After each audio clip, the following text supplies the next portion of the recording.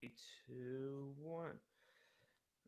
Good evening, and welcome to the podcast premiere of the Cousin Camp podcast. My name is Chris Dunn, and I'm joined by my co-host, cousin, and friend Colin Fitzgibbon. Say hi, Kyle. How you doing? I'm doing great, Chris. How are you tonight? I'm doing okay. Thanks for asking. It's been a long time coming. Uh, like I spoke, we were talking about yesterday in our phone call. We've just come across the pandemic blues and needed a nice little outlet for us to discuss the topics that we're passionate about and, do so. And this is the perfect forum for it. So I'm all in Couldn't on agree it, buddy. more. Couldn't agree more. Yeah, Thanks absolutely. for getting us set up. And yeah, I dig the name. We'll throw back to when we were kids, and Yep. you know, it's all excited about it.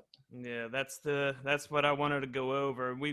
Uh, I just went over the inspiration of the podcast, and uh, this is, in fact, the Cousin Camp podcast, and the whole concept behind it is the Cousin Camp got its name.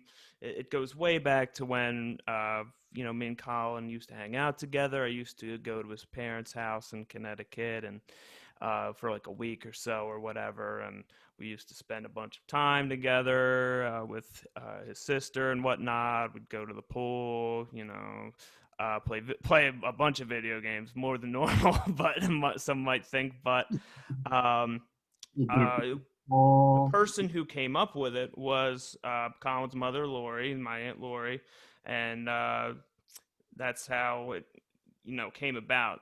We called the Hangouts Cousin Camp, and it would happen on an annual basis, over the summer, and it's just been a blast. And we try to keep the tradition moving, virtually and in person. So Colin's joining us from Houston, Texas. It's Well, yeah. twice as warm as it is up here, and well, maybe a little more. But Colin's just getting home from work. How was your day, Colin? Overall, I mean, I had off today, so how was everything? Down south. Sure, lucky you. I wish I had the day off, but got to earn that bread somehow. Decent little day. Answering a lot of emails. I work in the insurance business, so a lot of it can be done here remotely, but every now and then you got to send someone out in the field. Luckily, it's not me most of the time, but January Q1, we're getting ready and we're raring to go. And Yep. hey, a risk never stops and money never sleeps. So Yeah. I'm on call Ain't a it the couple truth? times. Ain't it the truth? It is the damn truth, that's for sure.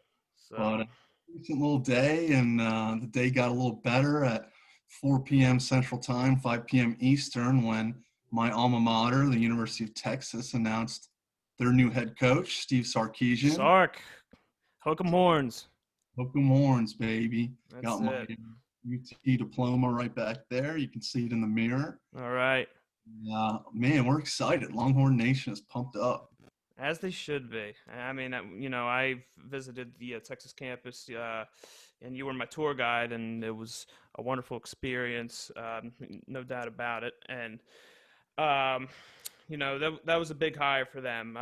Coming off of Coach Sarkisian, coming off of a national championship, with the Alabama Crimson Tide, it was a big route. I only caught the first half of it, and I wanted to go to sleep. Big, it was over after the first half, and unfortunately, Ohio State had a couple injuries here and there, but Right.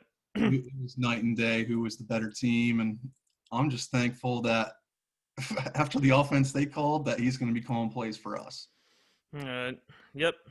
So it should be exciting on behalf of uh, Longhorn Nation, and I was really impressed by the talent that Alabama had to offer, and Ohio State played hard, but it was kind of a foregone conclusion after the first half, and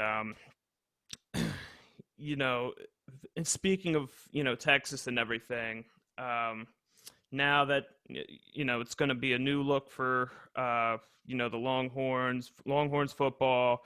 My father was supposed to go to the shootout, the Texas shootout between Oklahoma and Texas, I believe this year, but pandemic got in the way. Hopefully it doesn't get in the way this year, because I was planning on going with my dad, and it's going to be held at Cowboy Stadium. So apparently Jerry World's a real sight to behold in terms of the facilities and the Unbelievable. field and the whole atmosphere. I'm really looking forward to getting that experience. It's like the modern day Coliseum. It's just seriously, it's just massive. Everything about it is massive. The biggest parking lot I've ever seen. Easily the biggest indoor stadium I've ever been to. That Oh, Megatron okay. they got in the middle is like the size of like 3 houses. It's absolutely crazy. And I was lucky enough to go see the Texas Longhorns play the UCLA Bruins there a few years back, and That's it. Yep. you can remember if we won the game, but I don't know if that tells you more about the football team or if that tells you more about the tailgate. So I'll leave that up to the view. Yeah, that's another good experience. The tailgating aspect. Get to enjoy some brews and company. You know, with Barbecued, friends, nothing family, and stuff like that. before the game. A little eat, pray, love action, so to speak. That's what we missed in 2020. And again, just to go back to your initial point about starting the podcast and just recording our interactions, because they're always fun ones, is that we missed out in this past year on all those little things that we've taken for granted typically, such as a tailgate, such as going to our games, such as me going to New Jersey to visit Chris, or him coming to Texas or Connecticut to visit me. And luckily over Christmas we got some time to see each other, but Hmm. it's few and far between when we'd normally see each other fairly often. Hmm. As often as Yeah. we can. Yeah. Yeah, absolutely. 100%. It works well for me because typically I'm an indoor person, and a podcast is sort of an indoor kind of event, so it suits my preferences. I don't know if you're the same, Kyle. It's yeah, I don't know. Would you say you're an indoor person? Or I what if you had your preference? be more of a people person. People I person. Okay. remember Yeah. I used to be a shy kid, and I used to read my books, my Calvin and Hobbes comics books, and Oh yeah.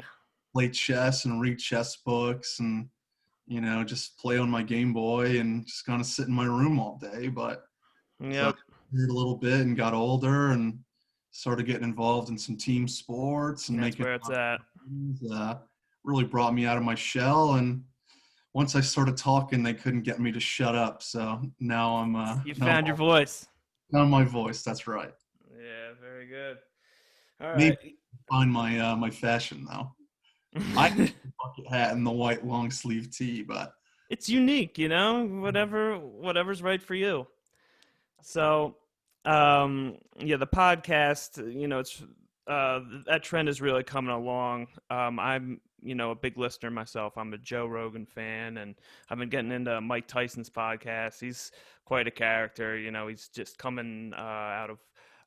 He came out of retirement. He had a little exhibition with Roy Jones Jr., and he's very inspirational. He's, from New York City, and he has quite the story, a real roller coaster of a life, and he has quite the sense of humor too. He's just really kind of like a free spirit personality, and but in terms of like the whole structure of the podcast thing and everything, Joe Rogan, he's at the top of the list, and he's definitely the gold standard, so to speak. So, that's I know this is a hobby for us, and that's how I really like to, model, our my process after, he so to really speak. he is the top of the game, as you say. And Hmm.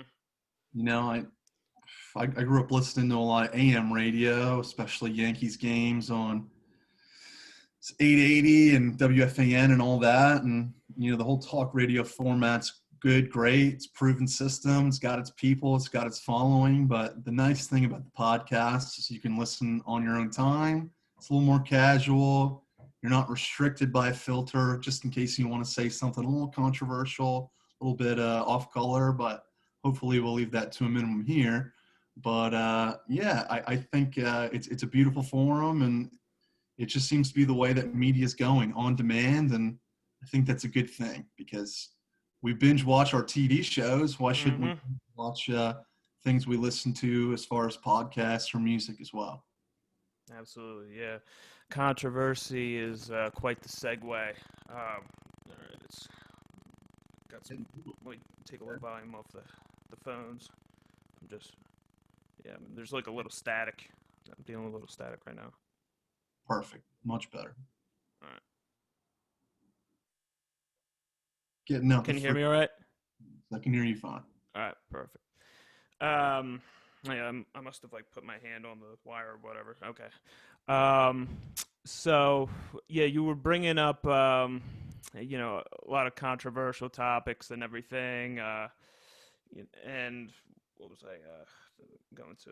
Oh yeah, in terms of streaming and what we want to watch. I know you're a big, I wouldn't say big, but a frequent Twitter user, and what I noticed was that you definitely had your opinion on uh, the report of Disney, banking on the Marvel and Star Wars films, That's right. and being that you're a Star Wars fan yourself, me personally, I was, back in the day. However, I haven't really been getting too much into the Mandalorian and everything, and Yeah, the new stuff.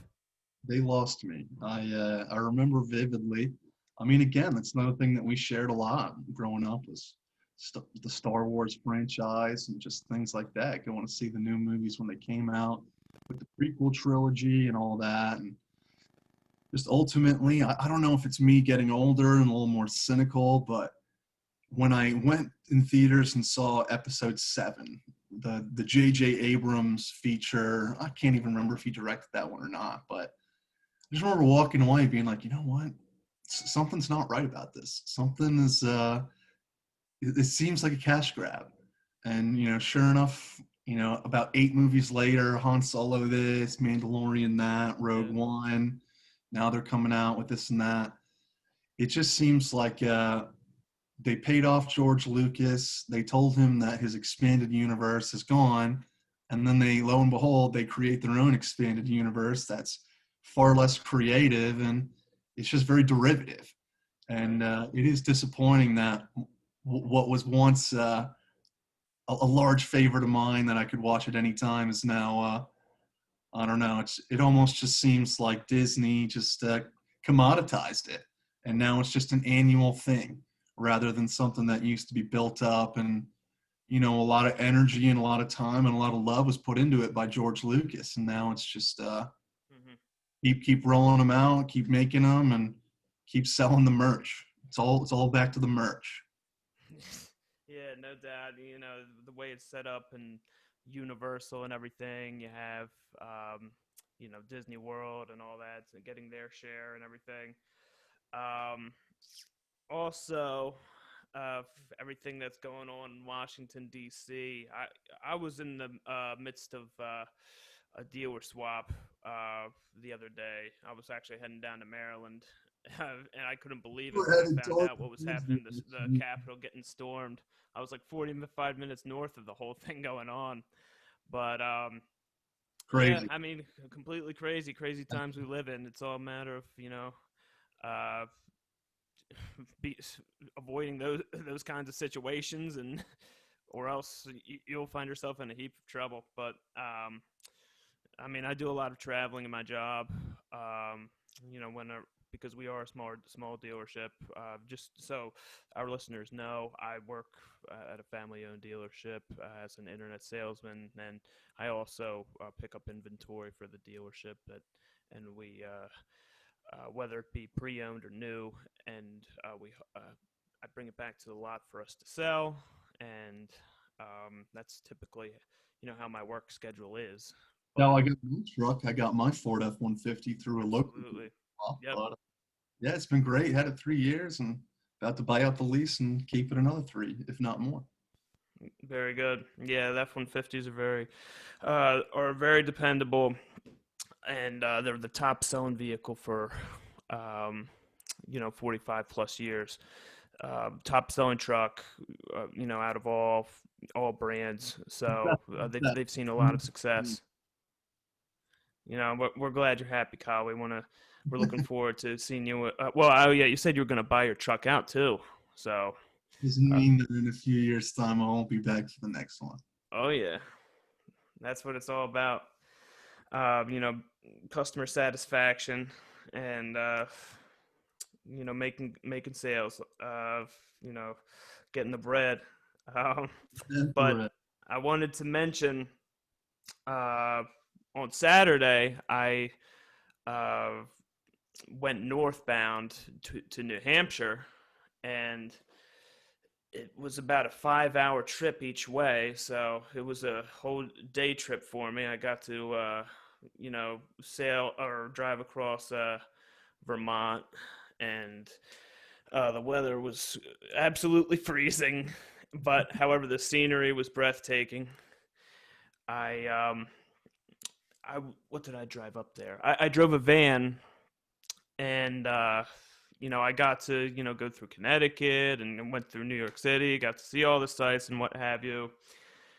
uh but it was definitely different in terms of like the altitude. I haven't been anything part of, like, I'm not a huge skier, but if you are, I highly suggest making the trip through that part of the country. um, that just adds another state that I've been a part. I've never been through Vermont. I've been to New Hampshire before. That was for another dealer swap. But Colin is originally from Connecticut, and he's somewhat familiar with the area. Yeah, Um, New England, baby. That's New my neck England. of the woods. That's it. So. Yeah, it's beautiful up there. I mean, that's just the beauty of the United States. Every part of the country is a little different. You Hmm. got the best of everything. You got the nice, beautiful Adirondacks in New York State that kind of wrap their way up and connect to the green and the white mountains in Vermont and New Hampshire. And as you said, there's some great skiing up there. It gets a little icy, but it's still a lot of fun. And they've people up there. They know how to live, and they just kind of keep themselves very, very nice, very smart, but Hmm. just down to earth people. And then Yeah. you got the whole Massachusetts thing, the whole Western Mass and Eastern Mass, totally different beasts, but lovely state there. You got Providence and Rhode Island, got Connecticut, and then just the state park and national park haven that is Maine up in the Northeast, and it's just a great part of the country, and totally different than here in East Texas and Houston. Absolutely.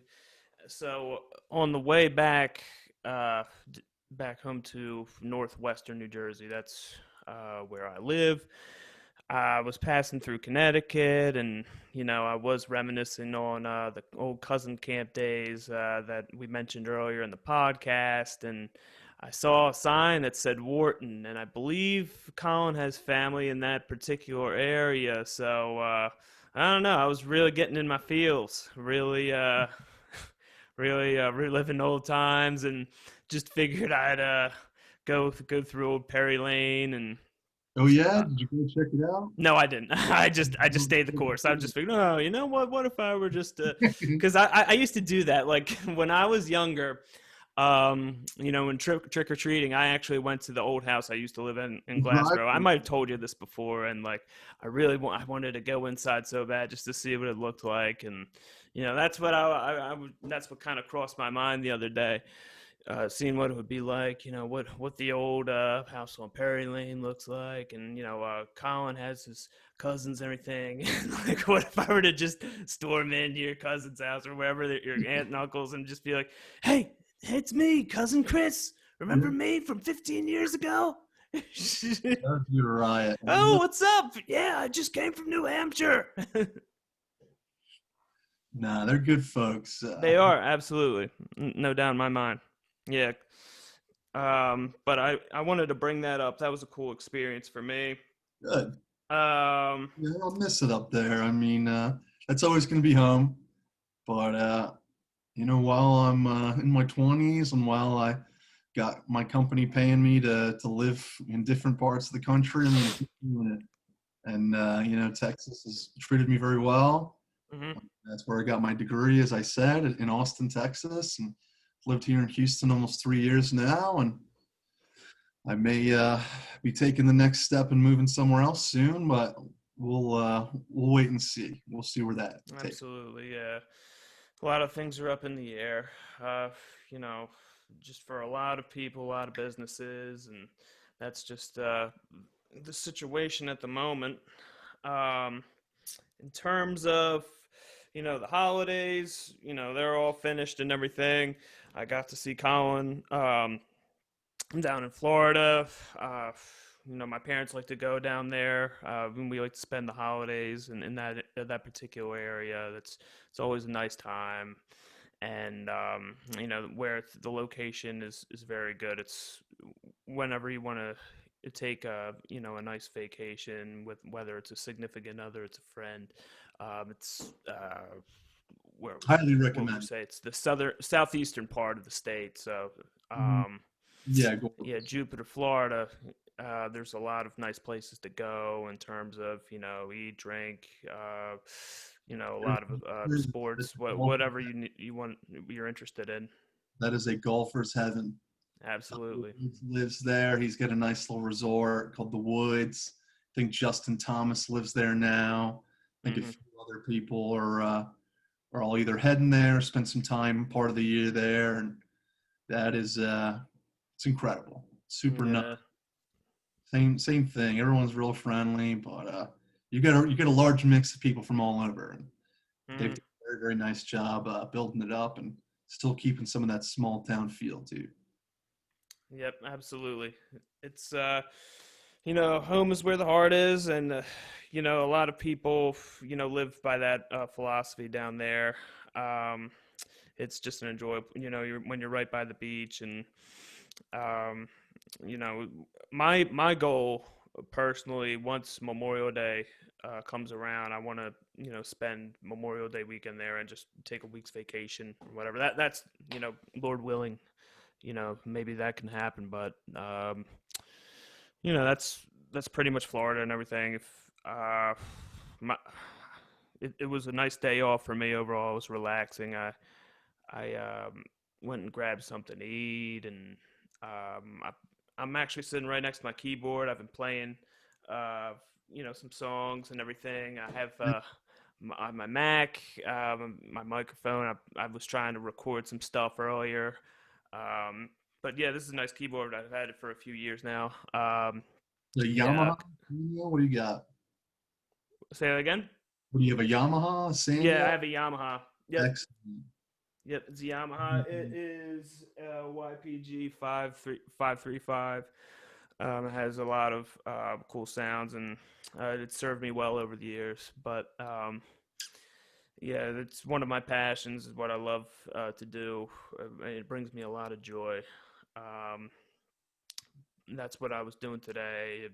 You know, trying to record, but it was good for me. Tomorrow's back to the grind. Got another dealer swap heading to Delaware, and I might be working remotely and everything. Um, but if everything's good my way, um, what else do I got on here? We're doing okay. We're doing well on time, Kyle. What type Uh, of music have you been playing? actually, I have this piece. It's called "The Entertainer," and I think I heard you by Joplin. And yeah, that's a nice one. I'm trying to. It's a little tough for me. I'm getting the hang of it. I've been playing a little Journey, Open Arms. I mean, they're a good band. That speaking of music, that brings me to our final topic of the day. Um, I know Colin, he's a big fan of, live shows, and the pandemic has deprived us of our concerts and everything. Definitely. And I need to stop saying and everything, but that all comes with time. But there are a lot of good bands that people haven't had the opportunity to see. Everything's all virtual, and the nostalgia has just been taken away from everyone. So with that being said, Colin, I wanted to while we're on this topic, I wanted to ask what shows, in terms of, like a band or an artist, dead or alive. If let's just say the pandemic were to end tomorrow, what band or artist would you want to top five band and artists would you want to see live? Oh man, that is a such a good question. And Yeah, I don't want to put you on the spot or anything, but oh, you did, dude, you did.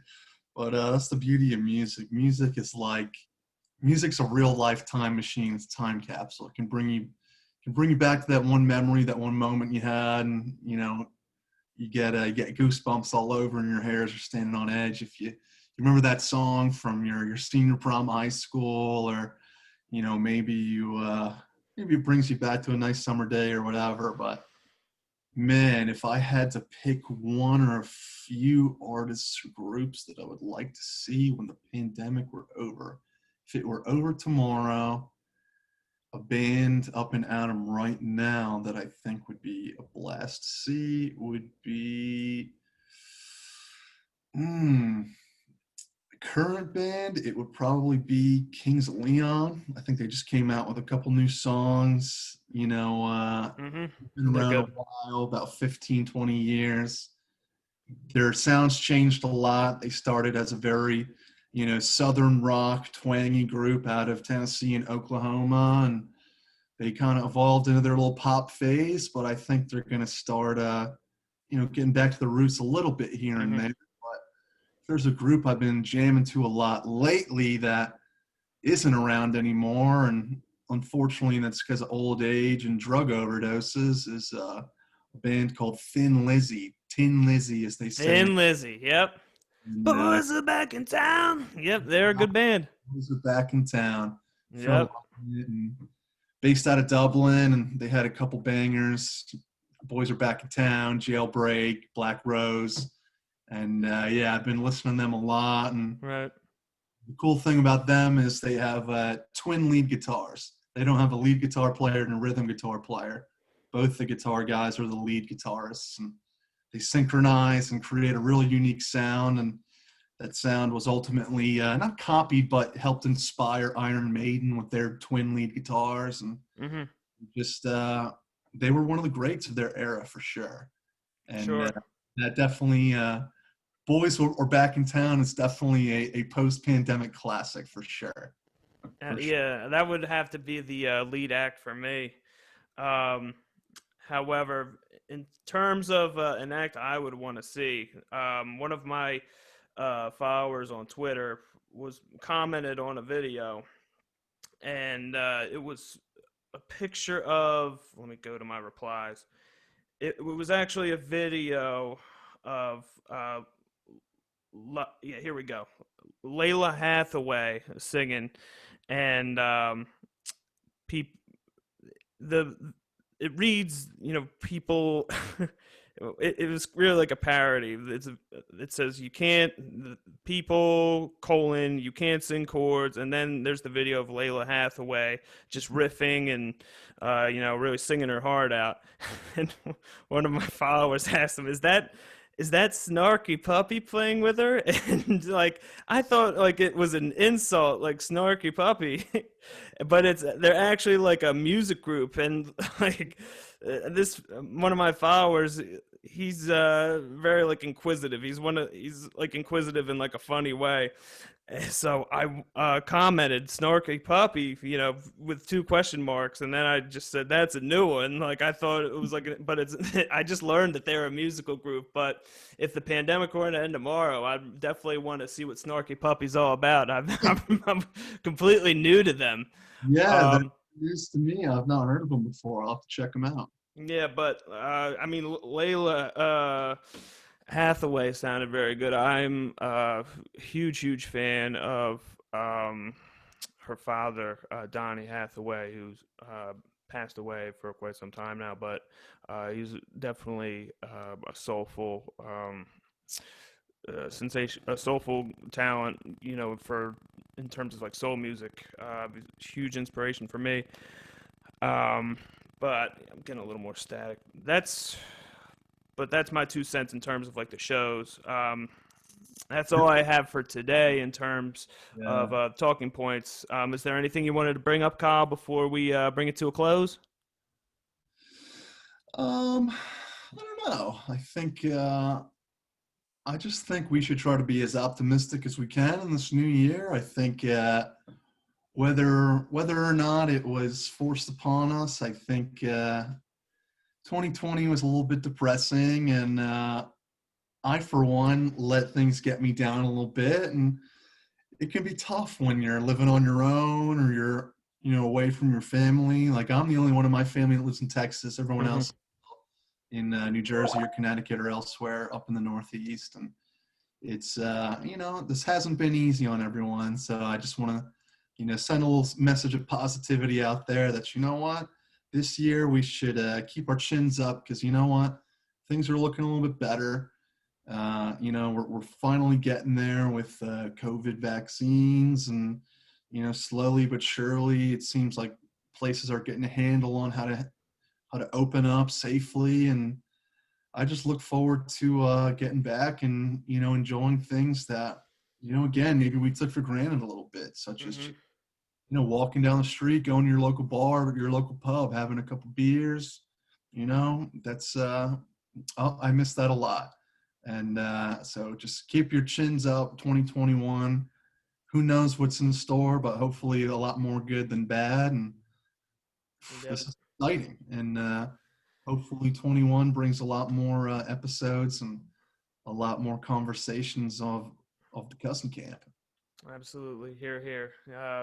It was definitely a killer episode. I want to close the episode with a famous quote. It it is tough times don't last, tough people do. And that's what the Cousin Camp podcast really prides itself on, is being tough and being able to persevere through tough times. And uh, Colin's doing a sensational job, holding it down in Texas for the Northeast, and I'm trying to do the same for my boy down south. But it's all a matter of being positive and you know uh, just working hard and having fun. That's what my father always told me before every rec park and rec basketball game. But that's where it's at. But on that note, I want to bid everyone adieu, and definitely give us a listen. We're going to post these podcasts on hopefully on a weekly basis, and we hope you enjoy them. Thanks so much. Thanks All for right, Kyle. joining.